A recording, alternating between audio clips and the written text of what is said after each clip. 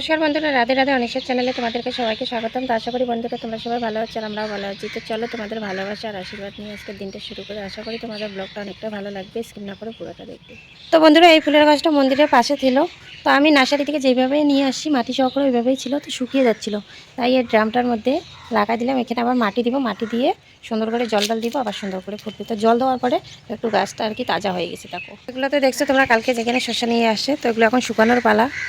কিছু ঠেঙাইতে লাগবে, কিছু শুকাইতে দিতে লাগবে। তো ভিতরে যে ওই যে দেখতে পাচ্ছ প্লাস্টিক, এখানেও শসা আছে, তো ওগুলো বের করে এখন মেলে দিব। লেগে সাপ আনতে দিলাম, মানে অনেকগুলো জামা কাপড় ধোয়ার বাকি রয়েছে। ওই দেখো, তো অনেক জামা কাপড় ধোয়ার বাকি রয়েছে, তো ওগুলো ধুয়ে দিব। তো আগে আমি ইয়েটা করে নিই, মানে শসাগুলো যে ভিতরে আছে চটের ভিতরে, ওগুলোকে বের করে নিই, বের করে রোদে শুকাই। সকাল থেকে মেয়েকে নিয়ে অনেক ব্যস্তর মধ্যে ছিলাম। মেয়েটার তো তেমন শরীর ভালো নেই, প্রতিদিন আর একে কথা বলতে ইচ্ছা করে না, না বলেও পারি না। তো এখন ঘুমাইলো, এখন কাজে লেগে যাই।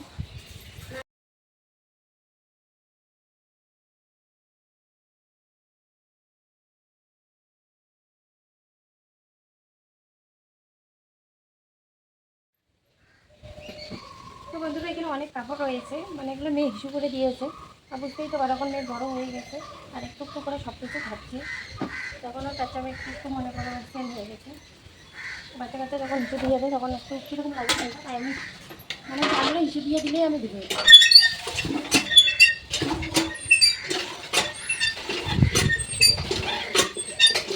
এখন রান্নাবাড়ার হাল কী হয়ে গেছে, এখানে নিয়ে এসে দুধ, মানে 2টা বোতলে দুধ। তার কারণ আছে একটা আমাদের কাঠিদের জন্য আর একটা হচ্ছে আমাদের জন্য। তো দুধগুলো ঢেলে নিয়ে আমি একটু গরম করে নিই, এখন মেয়ে তো ঘুম থেকে উঠলে আবার দুধ লাগবে। আর মেয়েটা জানো একটু ভাত খেতে চায় না, ও শুধু একটু মানে সবসময় বলতে কি একটু যদি গরুর দুধ অল্প অল্প করে খাওয়াই তাহলে খায়, আর ভাত এক দানা মুখে দিতে পারে না, আর একটু বিস্কিট। আর ভাত যদি না খায় শক্তিটা কোথা থেকে আসবে বলো তো, আর সবাই আমাকে গালাগালি করে। আমি মেয়েকে খাওয়াই, কিন্তু মেয়ে আমার খেতেই চায় না। বুঝাইতে পারি না এটা সবাইকে যে মেয়ে আমার খেতেই চায় না, কেউ বিশ্বাস করে না, আমি খাওয়াই না। তো আমি কাজের মধ্যে থাকি, বাচ্চার দিকে খেয়াল দিই না। কিন্তু আমার বাচ্চা আমি এবার খেয়াল না দিই বলো তো, কিন্তু মেয়েকে আমার খেতেই চায় না। মানে যদি ওকে নিয়ে যদি খাইতে বসি বিরক্ত লাগে, মানে ঘন্টার পর ঘন্টা যদি ভাত নিয়ে ঘুরো ওর পিছন পিছন, তবুও খাবে না। যদিও খেয়েছে 1 তলা অথবা 2 তলা, তার উপরে কিচ্ছু খাবে না আরও। তো বাইরে হাওয়া দিচ্ছে, আর ঘর তো আমাদের মনে করে অ্যালবাস্টার টিনের, তো একটু একটু করে তো ফাঁকা আছে। ওই ফাঁকাগুলো দিয়ে না ছোটো ছোটো যে গাছের পাতাগুলো আছে, ধুলগুলো আছে, যেগুলো ঢুকে ঢুকে পড়তেছে। আর আমাদের রান্নাঘরটা হচ্ছে পশ্চিম দিকে, আর পূর্ব দিকের হাওয়া আসলে তো পশ্চিম দিকে ভরে যাবে।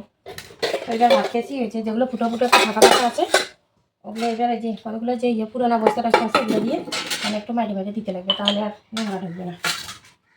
এগুলো সকালে মেজে রাখা থাল বাসন দিয়ে থালটা কি লেগে গেছে, সকালে তো করতে পারিনি, এখন করিনি।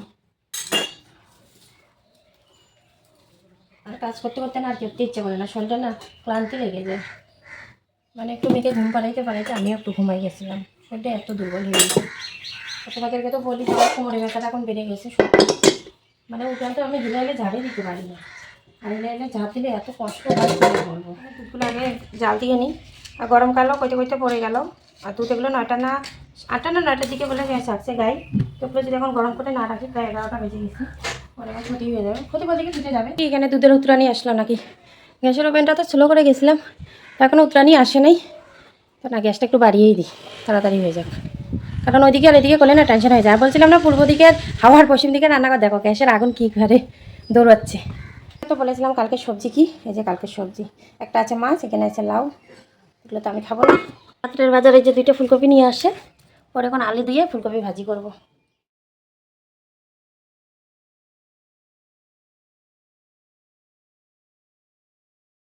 বন্ধুরা দেখতে পাচ্ছ সব জামা কাপড় আমার ধোয়া হয়ে গেলো, দেখো উপরে নিচে সব জায়গায় জামা কাপড়, এগুলো আমি রাত্রে ধুয়ে দিয়েছি, এগুলো প্রায় শুকিয়ে গেছে।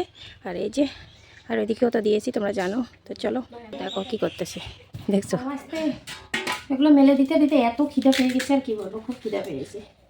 তো খিদা পেলে এত কিছু খেতে লাগবে, আর তার জন্য তো কিছু করতেও লাগবে। তো এখানে নিয়ে নিচ্ছি, যে তোমাদেরকে তো তখন বললাম যে এখানে 2টা ফুলকপি আছে, কালকে রাত্রিবেলা নিয়ে আসে। এই ফুলকপিগুলো না এখন ভাজি করবো, আর এগুলো একটু জিরি জিরি করে ফুলবো। কী বলো তো, এখনকার দিনের ফুলকপি না ও একবারে ভরে আছে, মানে যে সবুজ সবুজ যে পোকাগুলো থাকে ওগুলো। তো আমি ইয়েতেও দেখছিলাম, মানে ইউটিউবেও দেখছিলাম, ফেসবুকেও দেখছিলাম আর কি, বাঁধাকপির ভিতরে না সরি ভুল বললাম, ফুলকপির ভিতরে পোকা দেখেছিল। আর ওগুলো না এখন রাত্রিবেলা তো আমার এত ভয় লাগে, মানে ওগুলো কুইটে রান্না করতে। তো তবুও আমি একটু গরম জলে ভাপিয়ে নিই, কেননা দেখো ছোটো ছোটো বাচ্চা কাচ্চা আমার আছে। তো তাই এগুলো এখন ঝিরি ঝিরি করে কুটে নেবো, কুটে নিয়ে এবার গরম জলে একটু, মানে গরম জলে সিদ্ধ করলেও করবো, গরম জল দিয়ে ধুবো, একটু এখানে আলুও দিব, সেগুলো এখন ভাজি করবো, ভাজি করে ভাত খেয়ে নেবো মা বেটা তিনজনে, মেয়েকেও খাওয়াবো। তো আবার রান্না করতে লাগবে, আবার সর্ষেগুলো পরিষ্কার করতে লাগবে। তো তোমাদের সাথে গোটা ব্লগটাই আমি মানে কি কি হয় না হয় তোমাদের সাথে সব কিছু শেয়ার করবো। কিন্তু তোমাদের কাছে একটাই অনুরোধ রইল, আমার গোটা ব্লগটা তোমরা দেখবে, যদি ভালো হয় কমেন্টে সেটাও বলবে, আর যদি খারাপ হয় কমেন্টে সেটাও বলবে। আমরা তো দেখো, আমরা তো অত স্পার্ট না, তাই না? আমরা তো নতুন নতুন শুরু করেছি, এই মনে করো 1.5 বছরের নাগাদ হইলো। তো এখনও জানি না ভালো করে, এখনও সেরকম করে কিছুই বলতে জানি না, কিছুই এখনও শিখি নাই। তো আস্তে আস্তে সব কিছুই শিখবো, সব কিছুই জানবো। আর সবথেকে বড় কথা, এখন পুরো টেনশনের মধ্যে থাকি না, মানে কি বলতে কি বলে ফেলি আমি নিজেও বলতে পারি না। তো আমার যদি কোনো ভুল ত্রুটি হয়ে যায় তোমাদের কাছে মাপ চেয়ে নিচ্ছি। কেন বলো তো, একটা টেনশনের মধ্যে কেন থাকি, এই যে সংসারে কাজ করতে লাগবে, একটা টেনশন, এই যে মেয়ে ঘুম থেকে উঠে যাবে, ওকে কি খাওয়াবো, কি করলে কি হবে না হবে, বাচ্চাদেরা স্কুলে যাবে, ওদের জন্য কি রান্না করব না করব, মানে বিভিন্ন রকমের এগুলো একটা টেনশন থাকে মাথার মধ্যে। তো যারা মনে করো ফ্রিতে থাকে বা যারা মনে করো ফ্রি মাইন্ডে থাকে, ওদের দেখবো ওদের সবসময় মনে করো মাইন্ডটাও হালকা থাকে, আর ওরা হাসি ফুর্তির মধ্যে থাকে, ওদের নানান বিভিন্ন রকমের কথা বেরিয়ে যায়। কিন্তু আমার তো মনে করো পুরো টেনশনের মধ্যে থাকি, আর ভালো মন্দ কিছুই বুঝে উঠতে পারি না যে কোনটা ভালো বলতেছি কোনটা খারাপ বলতেছি। তো তোমাদের কাছে এটি আমার হাত জোর করে অনুরোধ রইল, আমি যদি কোনো কারণে হয়তো কোনো কিছু যদি ভুলভালও বলে থাকি, তো নিজে যারা বয়স্ক তারা নিজের মেয়ে বলে ক্ষমা করে দিও, যারা আমার সমবয়সী তারা নিজের বোন মনে করে মাফ করে দিও। তো এখানে একটু দিয়ে দেবো পাঁচফোড়ন, ভাজি টাজির মধ্যে না পাঁচফোড়ন দিলে আমার থেকে খুব ভালো লাগে, আর সেন্টটা যে করে না, আমার সেন্টটাই খুব ভালো লাগে। তো যাকে তেলগুলো এখন গরম হয়ে যাক, আর এখন শুধু ভাজিটা দিয়ে খেয়ে নেবো, আর পরেরটা পরে দেখা যাবে। তো ওগুলো করে রেখে আবার বাইরে যে শসার কাজগুলো আছে ওগুলো করতে হবে। তো ওগুলোর পরে আবার স্নান আছে, স্নান করে আবার রান্না আছে। মানে সংসার বলতে কি বলো তো, সংসার ওই ঘুরে ফিরে এক জায়গায়, ঘুরে ফিরে এক জায়গায় যা তুমি করবা, তোমার ডেলি রুটিন, ডেলি কাজ, ডেলি সব কিছু একই রকম। মানে সকালবেলা উঠো, বাসি উঠান যাতে ওরে, গলে পরে থাল বাসন মাজরে, আবার একই কাজ তোমার পরেও করতে লাগতেছে, রান্না বান্না এ ও হাবি চাবি মিলে, মানে সব কিছু মিলে একাকার। তো যাকে এটা আমাদের সংসারের নীতি, যেটা আমাদের নিয়ম নীতি, ওইটা তো আমাদের চালিয়ে যেতে লাগবে, তাই না? তো চলো, এখন তেলটা গরম হয়ে গেছে, এখন এগুলোর মধ্যে লঙ্কা দিব না, মানে মেয়েটাকে খাওয়াবো তো। লঙ্কাগুলো আনতে যে এত ঝাল, আমাদের এত ঝাল লাগতেছে, তাহলে মেয়েটা কি হয়ে যাবে। তো ছাগল আমার ভাবা শুরু করছে, এগুলো এখন নিয়ে যাই ছাগলের জন্য মিষ্টির টোপলা। এই যে কতগুলো সবজির আবর্জনা দিয়েছি, ওগুলো খাবে না, ও নষ্ট করবে। আর দেখো এখানে পেঁয়াজ খাই আছে ছাগল, অবস্থা কি। বন্ধুরা, আমার মেয়ের কাণ্ড কীর্তি, বাড়ির থেকে ওইখানে জঙ্গল পরিষ্কার করার জন্য চলে আসছে। তুমি এখানে কি করতে আসছো, কি করতে আসছো তুমি এখানে বলো? দেখছো মেয়েটার কি সাহস, ও উনি বনানে জঙ্গলে এগুলো ঘুরতে খুব ভালোবাসে। দেখো মেয়ের অবস্থা আমার।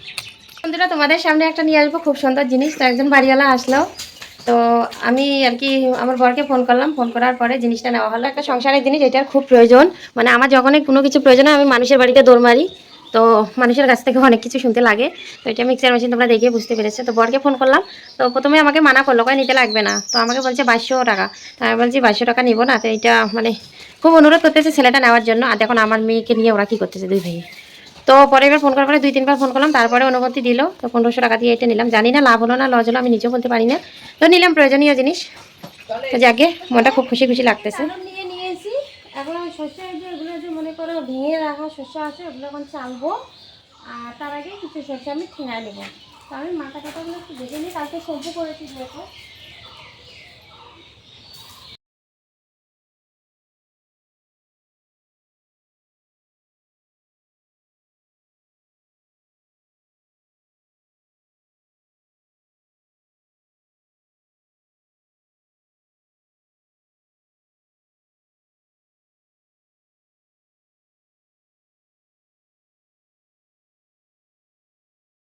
সারাদিনে সরষার কাজ টাজ করে সন্ধ্যা হয়ে গেছে, প্রায় 7:30 বেজে গেছে। তো জাবড়োগুলো তো নেওয়া হয়ে গেছে, এখনো সরষা পরিষ্কার করা হয়নি। এগুলো কালকে যদি হাওয়া উঠে হাওয়াতে পরিষ্কার করবো, আর নয়তো ডালা দিয়ে ঝাড়ি ঝাড়ি নিতে লাগবে। এগুলো এখন বস্তায় ঢুকে নিচ্ছি, এগুলোর মধ্যে অনেক ধুলো বালু আছে, পরিষ্কার করতে লাগবে। তো দুপুরবেলা কোনো রকম স্নান করে, মানে কি বলতো শসা নিতে নিতে একবার মনে হলো যে আমি স্নানটা করে নিই, ধুলো হইলো আগে স্নানটা করে নিই, নাহলে পরে আবার মেয়ের আরও বেশি করে ঠান্ডা লেগে যাবে।